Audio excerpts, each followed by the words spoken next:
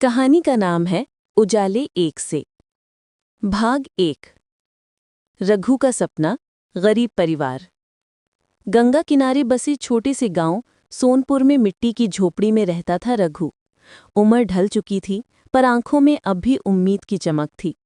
उसकी पत्नी कमली और 2 बच्चे, छोटू और बिटिया गुड़िया, पूरे साल छठ पूजा का इंतजार करते थे। इस बार हालात कठिन थे। फसल चौपट हो गई थी। रघु के घर में खाने तक का संकट था। फिर भी जब छठ का समय आया, कमली ने मुस्कुराकर कहा, रघु, छठ मैया तो भक्ति देखती हैं, थाली की चमक नहीं। रघु ने टूटी टोकरी निकाली। कमली ने पुराने कपड़े धोकर साफ किए।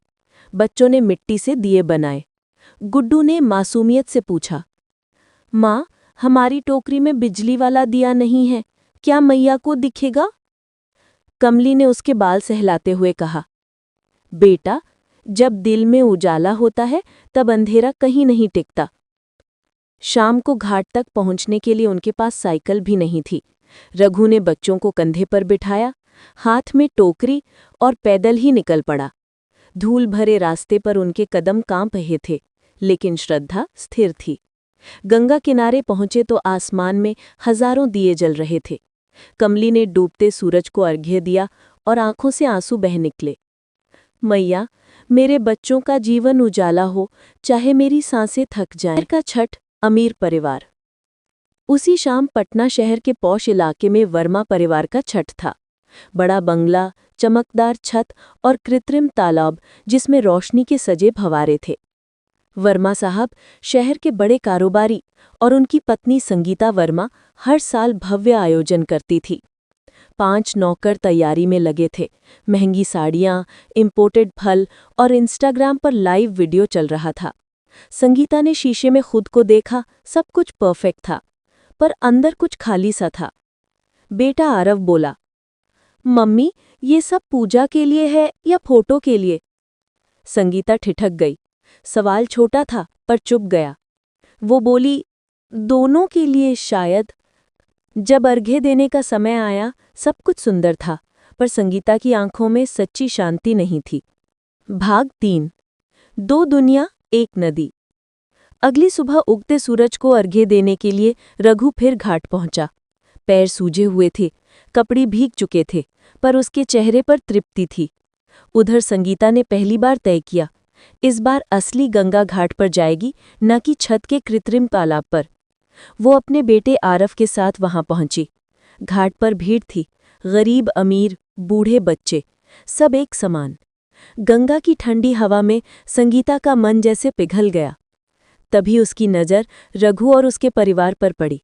फटी साड़ी में कमली, पैर में छाले, पर चेहरे पर असीम शांति। बच्चे गंगा जल में दिया बहा रहे थे, और उनके चेहरों पर चमक थी जो किसी सोने से भी कीमती थी। संगीता की आंखें भर आई। उसने अपनी महंगी फूलों की टोकरी नीचे रखी और रघु के पास गई। धीरे से बोली, भाभी, क्या मैं आपके साथ अर्घ्य दे सकती हूँ? कमली मुस्कुराई, क्यों नहीं दीदी, मैया सबको अपनाती हैं। दोनों ने साथ में अर्घ्य दिया। सूरज की किरणें दोनों के माथे पर पड़ी।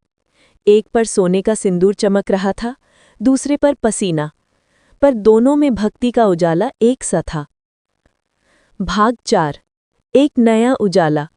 अर्घ्य के बाद संगीता ने अपनी टोकरी में से फल निकालकर रघु के बच्चों को दिए। गुड्डू ने मासूमियत से पूछा, दीदी, आप अमीर हैं, फिर भी घाट पर आई? संगीता ने आंसू पोंछते हुए कहा, बेटा, अमीरी चीजों की नहीं होती, दिल की होती है।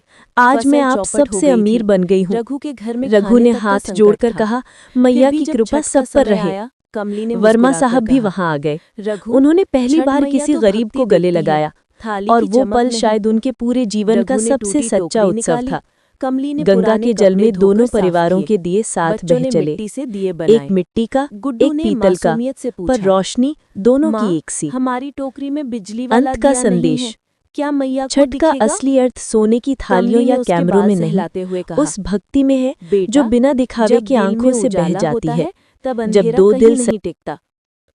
शाम को घाट तक पहुंचने के लिए उनके पास साइकिल भी नहीं थी। रघु ने बच्चों को कंधे पर बिठाया, हाथ में टोकरी